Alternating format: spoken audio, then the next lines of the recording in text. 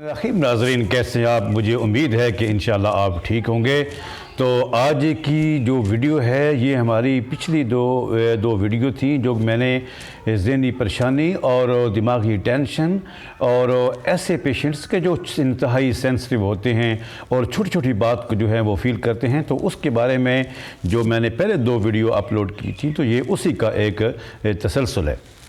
تو اس میں یہ تھی کہ جو بھی دماغی مریض ہوتی ہیں کہ تو ان کو کس طریقے سے جو ہے ان کا ٹریٹ کیا جائے۔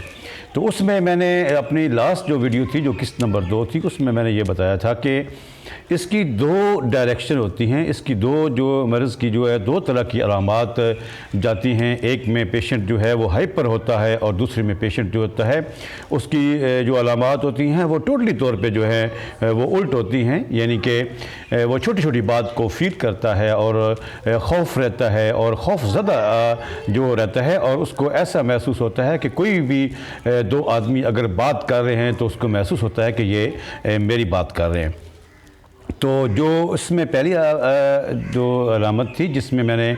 آپ سے کہا کہ پیشنٹ جو ہے وہ ہائپر ہوتا ہے، غصے والا ہوتا ہے، اس میں خفگی زیادہ ہوتی ہے، اور بعض پیشنٹ ایسے بھی ہوتے ہیں کہ جو کہ توڑ پھوڑ کرتے ہیں اور نقصان کرتے ہیں اور مارتے ہیں اور کوئی سمجھ نہیں آتی کہ ان کے سامنے کون ہے اور وہ کس سے بات کر رہے ہیں۔ تو ان دونوں صورتوں میں ہم جو علاج اس کا کریں گے وہ دونوں مختلف صورتیں ہوں گی، اور اس میں جو پہلی صورت ہوتی ہے تو طب میں ایک اصطلاح استعمال ہوتی ہے مزج اور مسل کی۔ تو اس میں ہم جوشاندے وغیرہ استعمال کرتے ہیں اور اس کے ساتھ مسل دیتے ہیں، جس سے اس کے ایک دفعہ سارے فضلات جو ہیں وہ خارج ہوتے ہیں، تو کافی حد تک پیشنٹ جو ہے اس سے بہتر ہوتا ہے۔ اس کے بعد ہماری ایک اپنی ترتیب ہے اور الحمدللہ بہت عرصے سے ہم اس کو جو ہے وہ اپنے معمولات مطلب میں سے ہیں، اور کافی سارے لوگ الحمدللہ اس سے صحتیاب ہو چکے ہیں۔ تو جو اس کی جو دوسری کنڈیشن ہے، اس میں اس کی مثال ایسے ہم لیتے ہیں کہ جس طرح ہم ایک آگ جلاتے ہیں، جب ہم آگ جلاتے ہیں تو اس کو جب ہم بجھاتے ہیں آگ جلانے کے بعد کچھ دیر کے بعد تو آگ تو بجھ جاتی ہے، لیکن جو اس کا دھواں ہے وہ کافی دیر کے بعد ختم ہوتا ہے۔ تو میں اس کی مثال ایسے دیتا ہوں، جو پہلی کنڈیشن تھی وہ ایک آگ تھی جو بظاہر زیادہ نقصان دہ تھی، لیکن اس سے پیشنٹ کو جو فائدہ ہوتا ہے وہ جلدی ہوتا ہے۔ لیکن جو دوسری کنڈیشن ہے وہ بظاہر اتنی نقصان دہ نہیں ہے۔